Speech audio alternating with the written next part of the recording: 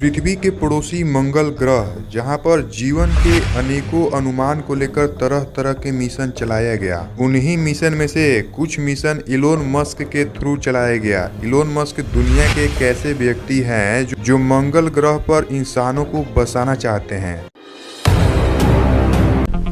मंगल ग्रह, जो कि अपने आप में ही एक रहस्यमयी जगह है, वहां पर जीवन के अनेकों सबूत पाए गए हैं। इसरो ने मंगल ग्रह पर अपना फर्स्ट मिशन के थ्रू ही सक्सेस हासिल कर लिया था। इसरो के ऑर्बिटर के थ्रू मंगल ग्रह पर एक पिरामिड को खोजा गया और उसका पिक्चर इसरो को भेजा। उस पिरामिड के बीच वाले भागों में साफ साफ दिखाई दे रहा है कि एक शाइनिंग एरिया है, एक चमकदार क्षेत्र है, जहाँ पर ऐसा प्रतीत होता है कि उसके अंदर कुछ है। अब उसके अंदर क्या है, एलियंस है या कोई जीवन सभ्यता है, ये तो अनुमान के तौर पर नहीं बताया जा सकता, लेकिन चमकदार सतह का होना कुछ न कुछ अपने आप में एक रहस्यमयी चीज जरूर है। बोरिस्का, जिसका जन्म रसिया के मॉस्को में हुआ था, उसने अपने आप को मंगल ग्रह से आया हुआ बताता था।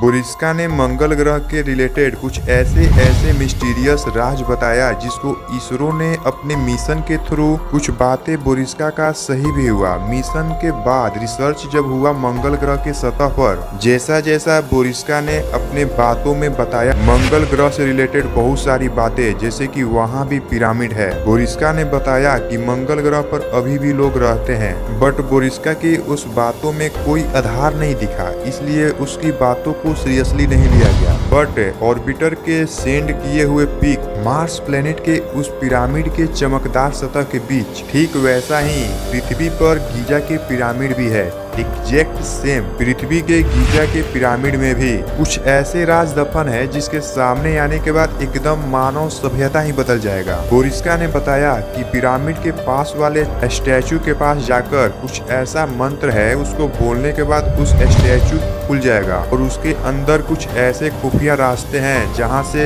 जितने भी मिस्टीरियस बातें हैं वो इंसानों के सामने आ जाएगी और मंगल ग्रह और पृथ्वी का रिश्ता ओपन हो जाएगा। हालांकि जब वैज्ञानिकों ने गीजा की पिरामिड के पास स्कैनिंग किया तो वहां पर बहुत ही हेवी क्वांटिटी में रेडियो फ्रीक्वेंसी इमिट्स हो रहा था। इतना हेवी रेडियो फ्रीक्वेंसी इमिट्स हो रहा था जितना कि कोई मशीन भी उतना इमिट्स करना पॉसिबल नहीं है लगातार। उस रेडियो फ्रीक्वेंसी में कुछ ऐसे लैंग्वेज है जिसको डिकोड करते ही वहाँ की कम्युनिकेशन को हम कर सकते हैं, लेकिन अभी तक उस लैंग्वेज को कैप्चर करने के लिए हमारे पास टेक्नोलॉजी ही नहीं है। अब देखना ये बनता है कि आने वाले 50-100 सालों में क्या ये सारे रहस्यों से पर्दा उठता है या नहीं। आपका क्या कहना है, कमेंट में मेंशन जरूर कीजिएगा एंड इस वीडियो को लाइक एंड फेवरेट को सब्सक्राइब कीजिए। मिलेंगे किसी नेक्स्ट इसी पार्ट पर इंफॉर्मेटिव वीडियो में, तब तक के लिए जय हिंद, वंदे मातरम।